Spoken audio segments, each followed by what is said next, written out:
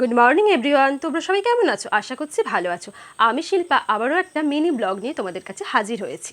আজ 16ই জুলাই, জগন্নাথ দেবের রথযাত্রা উৎসব। সকলকে রথযাত্রার অনেক অনেক শুভেচ্ছা ও আন্তরিকভাবে ভালোবাসা জানালাম। একটু বেলার দিক করে প্রথমে চলে গিয়েছিলাম ধাইপুর পেট্রোল পাম্পে তেল ভরতে। এরপর ওখানে যাওয়ার পর আমার মনটা খুব ইচ্ছা করছিল একটু জয়পুরে, যেখানে রামপুর খাল রয়েছে, ওইখানে যেতে। কেন জানি না, আমার এই জায়গাটা বেশ ভালো লাগে। জায়গাটা ভীষণ ফাঁকা, দুদিকে শুধু মাঠ, বিভিন্ন সিজনে বিভিন্ন চাষ হয়।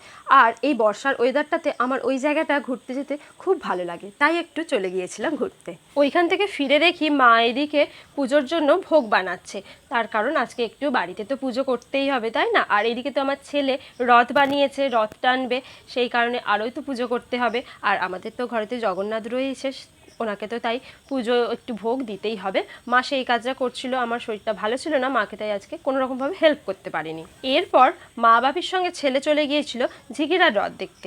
আমি আর সুদীপ সেই কারণে বেরিয়েছিলাম একটু আশ্রমে যাব বলে।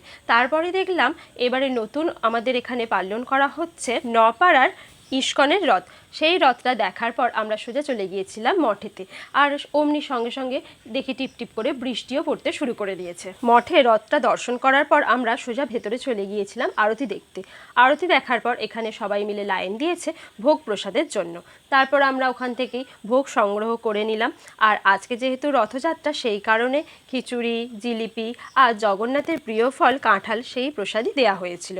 এরপর মহারাজের সঙ্গে দেখা করে বেশ খানিকটা টাইম আমরা এখানে কাটালাম। আর জানো তো, এই মঠে আসতে আমার খুব ভালো লাগে, একটা আলাদা রকম শান্তি অনুভব করি।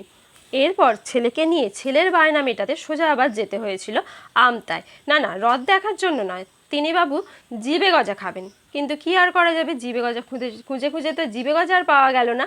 লাস্টে ফুচকা কিনে নিয়ে বাড়ির দিকে আমরা রওনা হলাম। আর আমতায় আজকে প্রচুর ভিড় হয়েছে। আমতার এই রথটা অনেক পুরানো রথ, প্রচণ্ড ভিড় দেখে আর কাদা হয় এখানে প্রচুর, সেই কারণে ছেলে তো আর যেতে চাইলো না। সেই কারণে আমরা আস্তে আস্তে বাড়ির দিকে রওনা দিলাম। আজকের মতো এখানেই শেষ করলাম। দেখা হবে আরও একটি নতুন ব্লগে। আজকের মতো টাটা।